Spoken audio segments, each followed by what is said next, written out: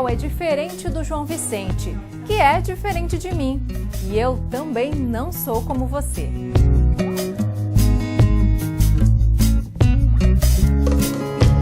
Cada pessoa tem gostos, habilidades e limitações distintas.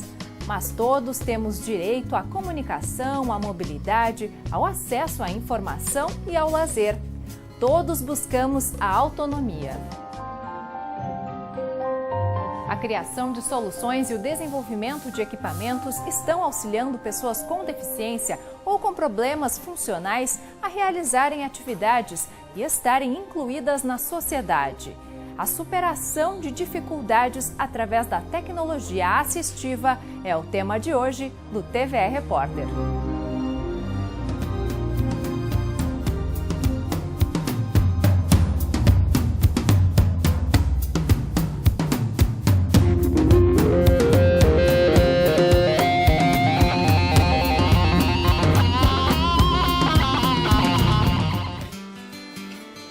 Com um olhar atento e a mão esquerda sobre o mouse adaptado, Rafael dá voz aos seus pensamentos. Conta para a nossa equipe qual é a sua grande paixão. Sou da torcida popular do Inter. Assiste todos os jogos do Inter?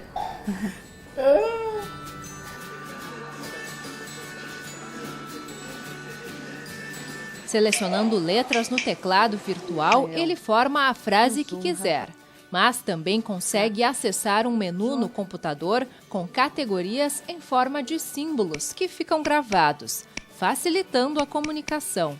O Internacional, por exemplo, tem um espaço reservado na página inicial e a escalação do time está a 2 cliques de distância. Bastante coisa do Inter aí.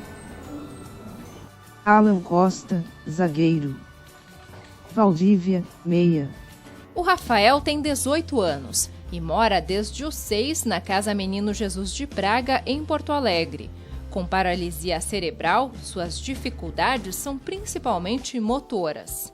Bem-humorado, desde pequeno teve facilidade de fazer amigos. O entrave era a locomoção. A solução veio em cima de um motor. Ele ganhou essa cadeira do SUS, né, através da ACD. Ele tem autonomia, né, de ir onde ele quer ir sozinho. E lá por 2010, mais ou menos, ele começou a usar o software no computador. Se avaliou ele para ver qual o tipo de mouse mais adequado para que ele tivesse autonomia no computador, né? Ele se deu muito bem com o trackball, que é o que ele usa hoje, né? E a partir dali o Rafael ganhou o mundo. Um mundo conquistado através do que se chama tecnologia assistiva. Tecnologia assistiva é o recurso, é a estratégia, é a aplicação do conhecimento para a resolução de dificuldades funcionais de pessoas com deficiência. Está sempre vinculada ao desempenho de uma função.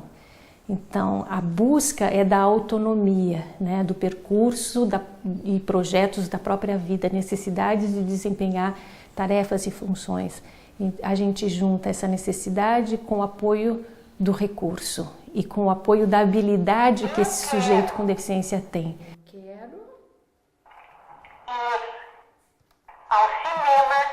Nós não olhamos tanto para a sua deficiência, mas para as possibilidades que ele tem. Estudo na Escola Pública Municipal, Marcílio Goulart Loureiro. Hoje, Rafael está na 8ª série do ensino fundamental. Com o auxílio da professora que o atende na sala de recursos, ele consegue inserir o conteúdo das aulas no computador. É muito importante, né? Porque é através dele que se dá a aquisição dos conhecimentos e o retorno também dessa aquisição. As provas estão todas ali e é ali que o Rafael vai responder, então, né? Mais outros aplicativos, as redes sociais, que ele tem os colegas como amigos, ali ele interage. A tecnologia hoje possibilita, né, interromper essa questão da limitação, né, da impossibilidade, da incapacidade, né? Ela dá capacidade, ela traz essa competência, essa possibilidade das pessoas com deficiência. E não só para pessoas com deficiências leves. Não é que o cego vai deixar de ser cego porque usa o braille ou porque usa o leitor, mas ele tem a possibilidade de acessar informação escrita. Então ele não tira a deficiência enquanto condição física, mas ele acaba com a impossibilidade, com a limitação. Sem esses recursos, que a gente nem imagina o Rafael vivendo, se sociabilizando, indo para a escola, se comunicando. Progresso, é um avanço muito grande de sair de uma cama e poder viver em sociedade. Qual é o teu sonho, então? Quero trabalhar, circo, O que tu quer fazer no circo? Já pensou nisso? DJ. DJ?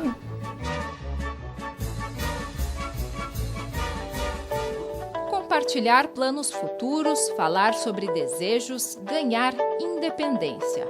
A voz que dá vida aos pensamentos do Rafael através do software faz parte do conceito de comunicação alternativa, que é uma das categorias da tecnologia assistiva. Os recursos que possibilitam a fala são muitos e não precisam obrigatoriamente ser eletrônicos. Aqui a gente tem 2 exemplos que auxiliam na comunicação. Na comunicação, isso existe o conceito da comunicação alternativa, são ferramentas que ampliam a habilidade de se comunicar. E eu posso fazer pelo computador, por exemplo, aqui nós temos uma prancha de comunicação. Eu clico numa tela, eu tenho opções e eu falo. Eu quero. Ajuda. E essa mesma prancha eu posso fazer impressa, eu posso ter uma pasta de comunicação, onde eu tenho a comunicação necessária na sala de aula, na hora do recreio. Então, por favor, telefonar.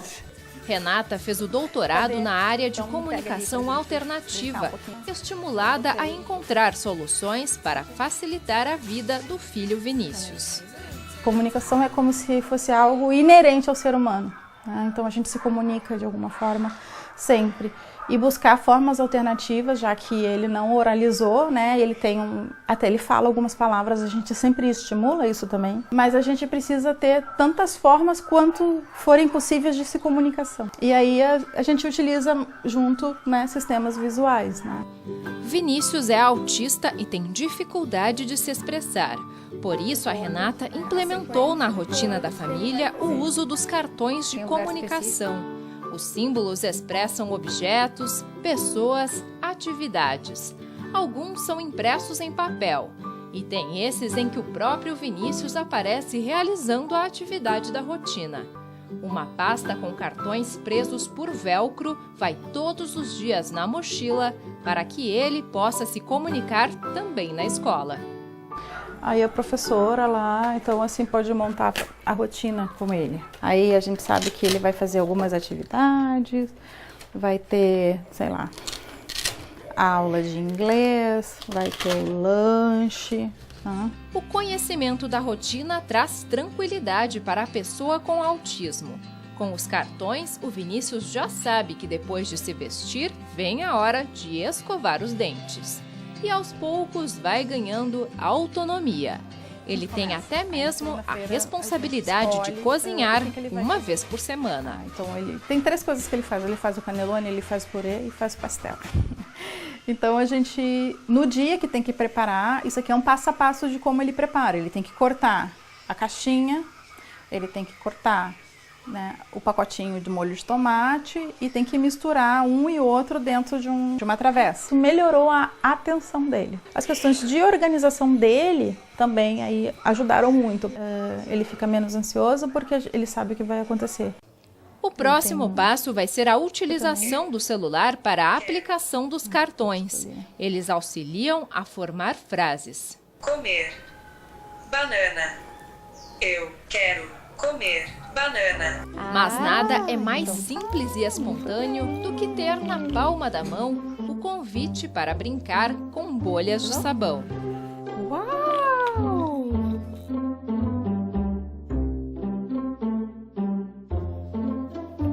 Crianças como o Vinícius encontraram uma nova realidade com a chegada da tecnologia assistiva nas escolas. Foi em 2007 que o Comitê de Ajudas Técnicas no Brasil foi criado a fim de pensar em políticas públicas para a saúde, a educação e o desenvolvimento tecnológico que possibilitassem o acesso das pessoas com deficiência aos recursos de tecnologia assistiva. De lá para cá, o país conquistou avanços. Principalmente no âmbito da escola pública no Brasil, nesses últimos anos foram implementadas 40 mil salas de recursos multifuncionais, recursos que favorecem a inclusão, recursos de tecnologia assistiva. Mas não basta o recurso, eu preciso do recurso e do serviço. Então, existe o atendimento educacional especializado. Foi na escola que conhecemos o João Vicente, mas não era um dia de aula normal. O João Vicente utiliza o tablet para conversar no dia a dia com a família e os amigos e também para estudar. E hoje tomou a frente na aula de biologia para apresentar aos colegas conhecimentos do reino animal. Os representantes do reino animal. Gestos, algumas palavras, sinais da Libras. Assim o João Vicente se expressa. Quando pequeno, utilizava os cartões de comunicação. Mas o uso do tablet impulsionou a apropriação do conhecimento e a participação em sala de aula. Uso a tecnologia para estudar, fotografando quadro negro, pesquisando no Google e também para ajudar em minha comunicação. E a gente percebe que com essa ferramenta ele pode ter uma participação mais ativa. Então ele faz, por exemplo, os registros fotográficos, né, do quadro, do que acontece na escola, essa voz que sai do tablet que a gente está apoiando na apresentação, né? O professor pode perguntar para ele o que ele sabe, o que ele aprendeu, o que ele gostou de determinado conteúdo, e ele também pode ter esses meios de responder, que realmente geram um empoderamento grande da pessoa com deficiência, né? Que é vista como uma pessoa capaz, como uma pessoa que pode fazer algo assim como qualquer outro. É com a Daiane que o João Vicente treina o uso do tablet, gravando informações das matérias da escola e também sobre sua rotina. Faço aula de pilates nas terças e quintas à tarde. Ele cursa o 2º ano do ensino médio da Escola Estadual Piratini. O professor Daniel diz que é preciso estar sempre atualizado, acompanhar o desenvolvimento do João a partir do uso da tecnologia é um desafio. A gente tem que se apropriar, às vezes, dessas ferramentas, nem sempre é fácil, né? Até a gente entender como usa, como explorar de melhor maneira, então às vezes é complicado. Então temos sim que se apropriar, ele está usando algumas coisas novas até agora que a gente está tentando correr atrás para aprender. Então nesse ponto até o João ensina a gente, né? Na escola, muitas turmas são formadas por alunos com e sem deficiência. Um cenário que tem se tornado cada vez mais comum. Se há 12 anos atrás tínhamos 18%, hoje temos 80% das crianças com deficiência nas escolas, nas classes comuns, né? Se organizou, né, financiamento e estrutura física e serviço e recursos que foram para as escolas públicas. Está perfeito? Não está, né? O caminho de formação é enorme e contínua. A gente precisa garantir a continuidade de todo esse investimento feito, porque a inclusão ela não é só importante para as crianças com deficiência, é importante para todas as crianças. A Raíssa também tem síndrome de Down e faz parte da turma do João. A foto tirada é para incluir o nome e a imagem dela na lista de amigos do computador. É a tecnologia aproximando pessoas, tornando o ambiente de sala de aula um espaço de sociabilidade. Eu converso com eles. E eu gosto de ir para a educação física e é divertido. Para os professores, quando eles pedem para ele fazer algum trabalho, alguma coisa assim, eles já pedem para ele fazer no tablet, porque isso é uma coisa assim que facilita a comunicação entre eles. Antes do João entrar na escola, a turma era muito mais bagunçada. Depois que ele entrou, todo mundo começou a se unir mais, ter menos coisa de tu é assim, e preconceito e coisa. Depois que ele entrou, parou. A gente vê então que a convivência de todas as crianças é o caminho, é a chave para mudar, né, para a gente pensar então em destruir esses preconceitos e criar possibilidades juntos, né? Pessoas com e sem deficiência convivendo numa sociedade que não discrimina.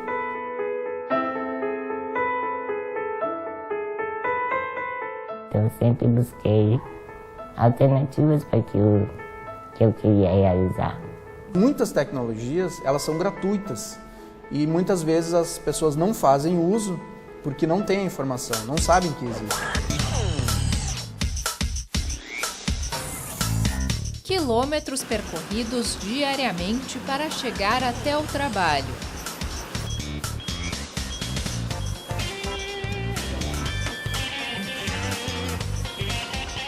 Pequenas distâncias que são grandes conquistas.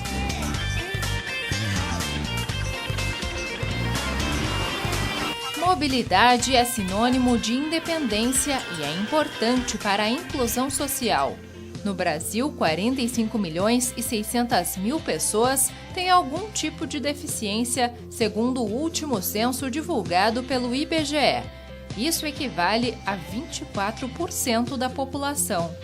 Restam às cidades estarem preparadas para serem espaços de todos. Falta muito, e aí a importância desse espaço da educação, porque é na escola que se formam arquitetos, médicos, engenheiros, advogados, e a sensibilidade dessas pessoas adultas será outra, né, na convivência e na percepção de que as pessoas com deficiência existem. Elas não aparecem, não é porque não querem, é porque a rua não está acessível. Ainda estão em casa, ainda estão nas escolas ou instituições especializadas, né, e precisam vir para o convívio. Aí a gente vai começar a quebrar as calçadas, e alargar as portas, alargar o coração, né? Acolher. Sentir-se seguro pelas ruas da cidade é um desafio para quem não enxerga ou tem baixa visão. No país, a deficiência mais frequente é a visual, atinge cerca de 35 milhões de pessoas. O Adilson perdeu a visão com 14 anos. Hoje é presidente da União de Cegos do Rio Grande do Sul, que auxilia na reabilitação das pessoas com deficiência visual. Para ele, a tecnologia é grande aliada na construção da cidadania. A tecnologia faz parte, né, do nosso cotidiano, aí a tecnologia num sentido amplo, né, não só na questão da informática, do computador. A tecnologia, com certeza, vem melhorando muito a nossa qualidade de vida. E pode melhorar ainda mais. Pesquisas em universidades estão buscando novas soluções para os obstáculos encontrados por quem tem algum tipo de deficiência. No Laboratório de Robótica e Sistemas Embarcados da Escola de Engenharia da URGS, alunos de pós-graduação são estimulados a criar ferramentas de tecnologia assistiva. O Carlos desenvolveu uma bengala que identifica objetos à distância e tem GPS integrado. Se tiver um obstáculo a 1 metro de distância, ela começa a vibrar conforme a distância do objeto. Quanto mais próximo o objeto, maior vai ser o nível de vibração. E aí a ideia é que tenha vários sensores nela de ultrassom para detectar obstáculos abaixo da linha de cintura e acima da linha da cintura. O projeto se encaixa nos conceitos de casa e cidade inteligentes. A ideia é que no futuro a tecnologia permita que os ambientes se adaptem às necessidades dos usuários. Ao chegar em casa, o alarme é desativado, as persianas sobem, a luz acende. E para quem tem deficiência física, a cadeira de rodas com internet facilitará a localização. O sistema vai vasculhar a região à procura de lugares onde tenha acessibilidade, qual o transporte melhor para ele ir, se ele for a pé ou de cadeira de rodas, quais os melhores lugares para ele se deslocar na cidade. Então o conceito de Smart City é esse, é usar o IoT, né, a nova tecnologia de informação espalhada na nuvem, para ele saber onde é que ele está. Já órteses e próteses, por exemplo, estão sendo pensadas por alunos e professores no Núcleo de Pesquisa e Desenvolvimento em Tecnologia Assistiva da URGS. A maior preocupação sempre é com relação ao processo. Se o processo está sendo bem feito, se o processo está sendo bem realizado, se as técnicas utilizadas no processo de confecção de uma órtese, confecção de uma prótese, estão corretas. Então, verificar a utilização de novos materiais que podem substituir os materiais atuais, trabalhando para a redução do custo, né, e verificando a sua possível utilização. Ele é um produto que a pessoa vai ter que usar diariamente. Então, não podemos pensar num produto para uma pessoa com deficiência que tenha problema de adaptabilidade ou problema no contato daquela peça com a pessoa. Da pesquisa para a fabricação. Na oficina ortopédica da Associação de Assistência à Criança Deficiente, em Porto Alegre, são confeccionadas próteses para quem não tem um membro ou órteses para quem tem, mas precisa de auxílio para fazer movimentos. O trabalho é artesanal, requer atenção em cada detalhe. Todos os produtos são pensados para atender à necessidade de cada uma das 500 pessoas atendidas por mês pela instituição. Na vida das pessoas isso é uma transformação, né? A gente tem muitos exemplos de pessoas que chegam aqui sem poder andar, recebem uma órtese, recebem uma prótese, saem caminhando, saem felizes. Obviamente que passando por um processo de adaptação a este produto, que também não é simples. As pessoas atendidas pela ACD chegam pelo SUS e conseguem a órtese ou prótese de graça. Já quem pode investir opta por produtos de alta tecnologia. Uma órtese básica em torno de R$300, né? Seria o custo de fazer a medida, a avaliação. E próteses já são produtos um pouco mais sofisticados, iniciam em torno de R$1.000 e aí o limite, né, é em função da condição financeira e do aparelho que a pessoa pode comprar. Mas tem próteses de alta performance, de membro superior, que ultrapassam a casa dos R$100.000. Eles ainda são muito caros? São muito caros. A demanda por esses produtos ainda é muito pequena. Normalmente as pessoas que demandam isso são pessoas que têm uma baixa renda. Então, tudo que a gente conseguir fazer para diminuir o preço final do produto, eu acho que vai adequado a essa população. Um caminho é a pessoa adquirir o recurso que precisa para ter essa autonomia e essa independência. Para isso existe um programa que se chama Bebê Acessibilidade, crédito subsidiado, né, para que as pessoas possam comprar em prestações longas e com juro muito baixo, muito abaixo do juro de mercado. Isso é uma facilidade que foi proposta e que é vigente. O outro seria um caminho de buscar a concessão. O Estado deve conceder, porque se reconhece como direito as pessoas com deficiência a ajuda tecnológica que ela necessita. Quando pensa em tecnologia, já imagina que é algo caro, né? Mas muitas tecnologias, elas são gratuitas e muitas vezes as pessoas não fazem uso porque não têm a informação, não sabem que existe. Nós temos hoje, por exemplo, softwares de leitores de tela que são utilizados nos computadores, que eles são gratuitos. O Adilson usa aplicativos de celular que facilitam a sua rotina, como este que avisa se há luz no ambiente. Conforme eu vou chegando na claridade, ele vai aumentando. Os de trânsito e transporte público ajudam a descomplicar o deslocamento pela cidade. Garibaldi está a 2 minutos de caminhada de você. Conforme eu vou me movimentando, ele vai me indicando. A próxima rua dobra à direita, ou a tantos metros. Ainda ele não está 100%, né?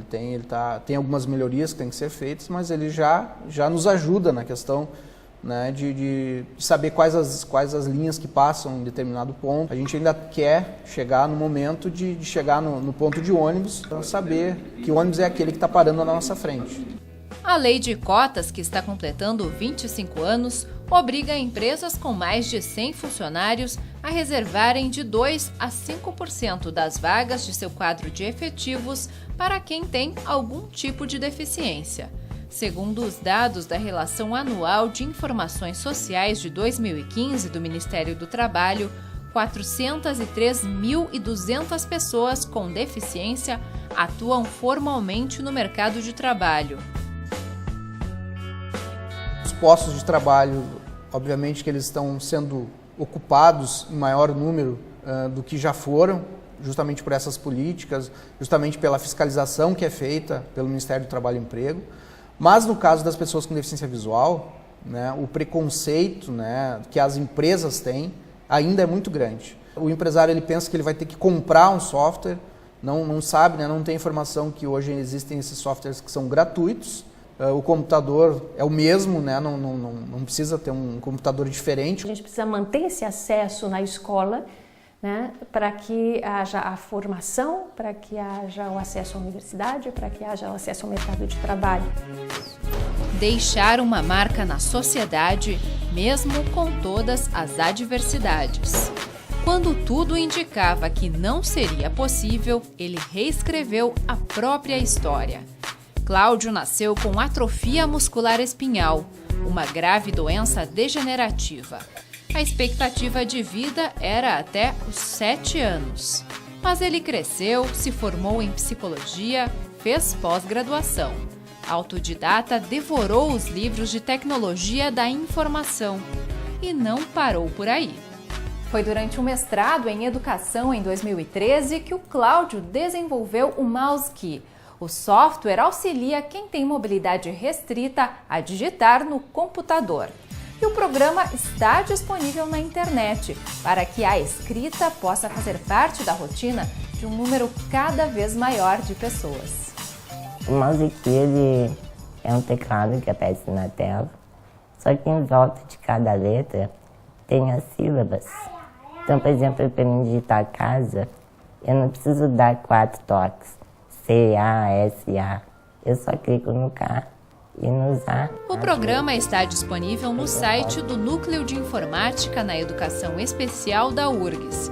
E por ser gratuito, já havia beneficiado 13 mil pessoas quando o Senado Federal entregou a Cláudio o título de Comendador de Direitos Humanos. Primeiro eu nem sabia que existia mais essas coisas de comenda, de comendador. Achava que era coisas de filme. Daí então, quando o Senado Federal me ligou, para mim foi uma surpresa. E surpresa tanto pelo nível de alcance do projeto, como também porque veio a problematizar muitas políticas públicas. Quando eu era pequena, a gente não tinha direito de estudar numa escola comum.